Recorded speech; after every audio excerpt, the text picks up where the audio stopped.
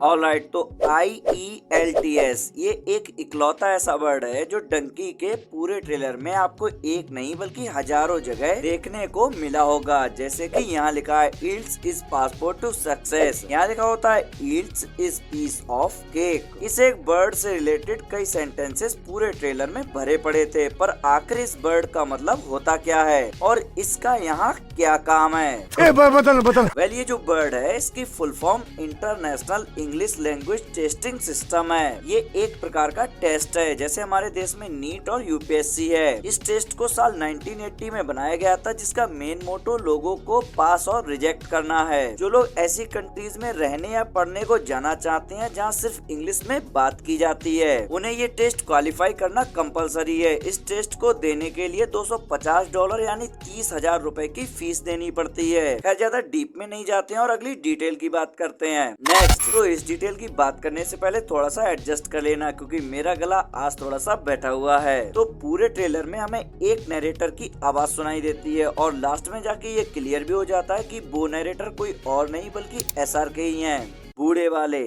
Well, इसमें detail ये नहीं बल्कि ये है कि ये मूवी 2 टाइमलाइन में चलेगी, जैसे कि हमें एनिमल में दिखा था। वहाँ भी एक तरफ स्कूल बॉय अर्जुन था और दूसरी तरफ एनिमल अर्जुन। सेम ऐसे ही यहाँ भी एक तरफ जवान SRK की स्टोरी चलेगी और दूसरी तरफ नरेटर SRK यानी बूढ़ा वाला SRK। वेल, सिर्फ यही नहीं बल्कि ऐसी ही ढेरों इंटरेस्टिंग हिडन डिटेल्स कलेक्ट की जब मैंने इस ट्रेलर को 0.10x की स्पीड पर देखा। जैसे की इस वाले सीन में SRK ये लाइन बोलते हैं, हमने तो नींद से पूछा था कि भाई हिंदी आती है क्या? SRK की ये लाइन फोरशैडो कर रही होती है। इस वाले सीन में जब SRK अपनी मनु की तारीफों के पुल बांध रहे होते हैं, तब इनके पीछे इस तस्वीर में हम टावर ब्रिज देख सकते हैं, जो कि दुनिया का सबसे। इस पूरे ट्रेलर में मुझे हिरानी जी की मात्र एक मिस्टेक मिली, जिसे मैं आपको वीडियो के लास्ट में बताऊंगा। So watch this video till the end. तो कैसे हो? मेरा नाम है शिवम ठाकुर, आप देख रहे हैं फिल्मी चुल गया। तो आओ यार शुरू करते हैं बिना किसी बकचोदी के। लुट पुट गया।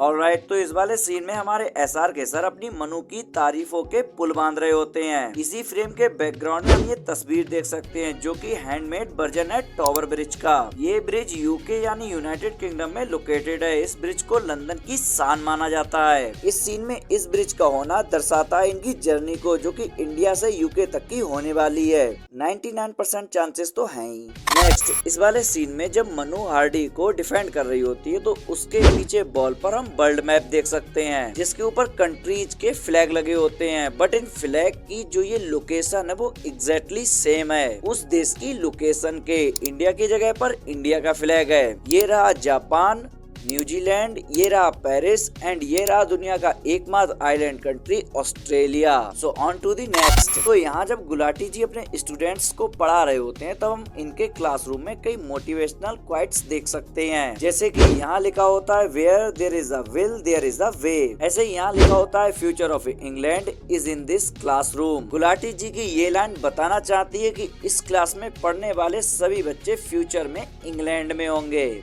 वैसे तरीका तो सही है प्रचार करने का। नेक्स्ट, तो जब हमारे बिक्की भैया इस अंग्रेज के पास जाते हैं, तो वो इन्हें ये कहकर मना कर देता है कि उन्हें अंग्रेजी नहीं आती, इसीलिए वो वहाँ नहीं रह पाएंगे। जिसका रिप्लाई बिक्की भैया ये देते हैं, नहीं रह रहा पंजाब में, इसको आता है बिशप पंजाबी का। सेम ऐसा ही कुछ हमें इस सीन में देखने को मिलता है, जिसमें SRK ये कहते हैं, हमने तो नींद से पूछा था कि भाई हिंदी आती है क्या? इन दोनों सीन्स से मुझे एक पल को ये शक हो रहा है कि मे भी मूवी में बिक्की भैया की डेथ हो जाएगी, क्योंकि इस सीन में ये जो जलता हुआ शख्स है वो मुझे कुछ बिक्की भैया जैसा लगता है, और आगे के सभी सीन्स में कहीं पर भी बिक्की भैया प्रेजेंट नहीं होते। वेल, नेक्स्ट डिटेल की तरफ बढ़ने से पहले हमारी वीडियो को लाइक जरूर कर देना। इस वीडियो का लाइक एम 100 लाइक्स का है, मुझे पता है आप कर दोगे तो ठोको लाइक। नेक्स्ट, यहाँ SRK पानी में होते हैं और उनके ऊपर ये आर्मी ऑफिसर कई गोलियां चलाता है, बट यहाँ SRK के गले में पड़ा ये बैग फुली कवर्ड होता है लेमिनेशन से।